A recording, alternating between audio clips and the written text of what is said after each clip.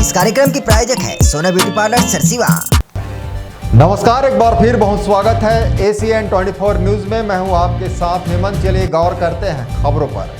कांग्रेस के राष्ट्रीय अध्यक्ष मल्लिकार्जुन खड़गे 7 जुलाई को रायपुर के दौरे पर आने वाले हैं। इसे लेकर सारंगगढ़ के विश्राम गृह में कांग्रेस कार्यकर्ताओं की विशेष बैठक का आयोजन किया गया। बैठक के बाद एक प्रेस वार्ता भी रखी गई, जिसमें पार्टी नेताओं ने भाजपा सरकार पर किसान, जवान और संविधान के मुद्दों पर जमकर निशाना साधा। देखिए रिपोर्ट। हर 3 घंटे में एक बलात्कार होता है इस प्रदेश में।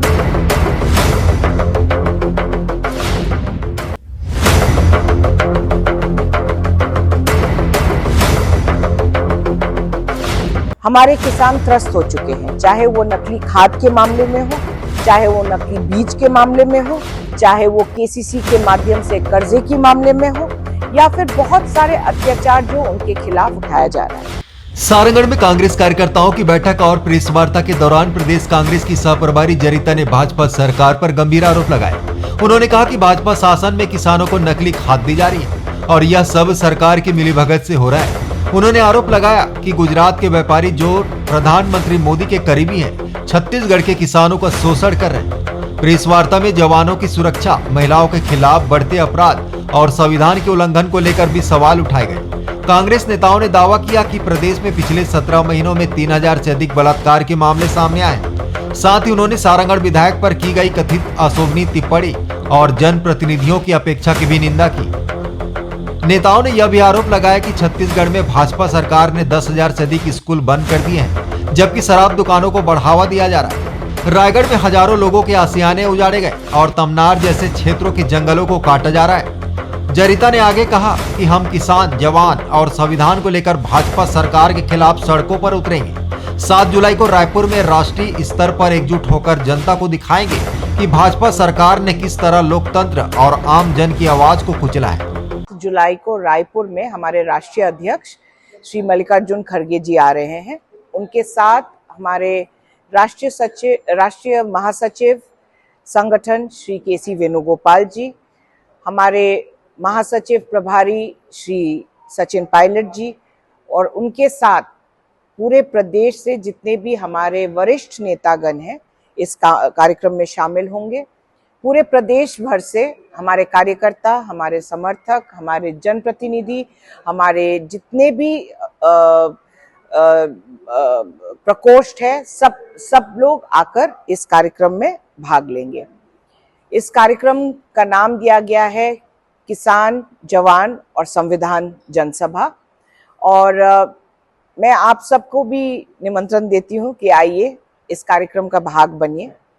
आने वाले दिनों में बहुत सारे बदलाव आने वाले हैं और हमारे राष्ट्रीय अध्यक्ष जो आ रहे हैं ये सुनिश्चित करने के लिए आ रहे हैं, चाहे वो हमारे संगठन की ही बात क्यों ना हो, अलग से संगठन के पदाधिकारियों के साथ भी कार्यक्रम किया जाएगा, मीटिंग्स की जाएगी, जहां में हमारे वरिष्ठ नेतागण भी मीटिंग में शामिल होंगे। और सबसे महत्वपूर्ण बात तो ये है कि किसान, जवान और संविधान, ये नाम क्यों? किसानों की अगर बात करते हैं तो पूरे देश में और मुझे लगता है प्रदेश में भी और अलग अलग जितने भी विदेश के जो एरियाज है, वहाँ पे छत्तीसगढ़ को धान के कटोरे के नाम से जाना जाता है। और बहुत दुख की बात है कि इस प्रदेश में हमारे किसान त्रस्त हो चुके हैं, चाहे वो नकली खाद के मामले में हो, चाहे वो नकली बीज के मामले में हो, चाहे वो KCC के माध्यम से कर्जे के मामले में हो, या फिर बहुत सारे अत्याचार जो उनके खिलाफ उठाया जा रहा है। या फिर आप MSP की भी बात कीजिए, जवानों की बात कीजिए। हमारे जवान जो सरहद पे है उनके खिलाफ जो हो रहा है वो भी सही नहीं है। इसके अलावा दिन दहाड़े यहाँ पे जो अफसर है उनको गोली मार दिया जा रहा है। और संविधान की जब हम बात करते हैं, SC, ST, OBC माइनॉरिटी और हमारे पिछड़े वर्ग के जो अन्य जाति है, सबके जितने भी हमारे ये जाति है, इनके खिलाफ लगता है सौतेला व्यवहार करने का ठान लिया है भाजपा सरकार ने, क्योंकि हर दिन हम देखते हैं कोई ना कोई अत्याचार का मामला आ रहा है। कहीं ना कहीं उनको पेड़ से बांधकर मार दिया जाता है, कहीं ना कहीं उन पे पेशाब किया जाता है, कहीं ना कहीं उनको मोटरसाइकिल से बांध के घसीटा जाता है, और ना कहीं झूठे मामले लगाकर उनको पुलिस के थाने में लेकर जाकर पिटाई खाकर फिर उनको मार दिया जाता है। बहुत सारे केसेस हैं। हम अगर महिलाओं की बात करें, महिला सुरक्षा की बात करें, हम लोग इस प्रदेश में छत्तीसगढ़ मैतारी की जय जयकार करते हैं। छत्तीसगढ़ मैतारी माँ ही तो हुई, पर इसी माँ के सीने में हम दिन में 3 बार खंजर घोंपते हैं, क्योंकि हर 3 घंटे में एक बलात्कार होता है इस प्रदेश में, हर 3 घंटे में। ये आंकड़े कैसे? क्योंकि पिछले 17 से 18 महीनों में 3111 बलात्कार के मामले आगे आए हैं। और मैं 17 महीनों की बात कर रही हूँ, अभी तो 18-19 भी लगने वाला है, तो शायद ये आंकड़ा बढ़ भी गया है। हर दिन कहीं ना कहीं आप सुनोगे, कहीं ना कहीं हमारी एक बच्ची को नोचा जा रहा है, या हमारे कोई ना कोई बहन या माँ के साथ चीरहरण हो रहा है। तो ये प्रदेश महिलाओं के लिए बिल्कुल सुरक्षित नहीं है। और बहुत दुख की बात ये भी है कि भाजपा शासित प्रदेश है और यहाँ में जनप्रतिनिधियों का कोई इज्जत नहीं है।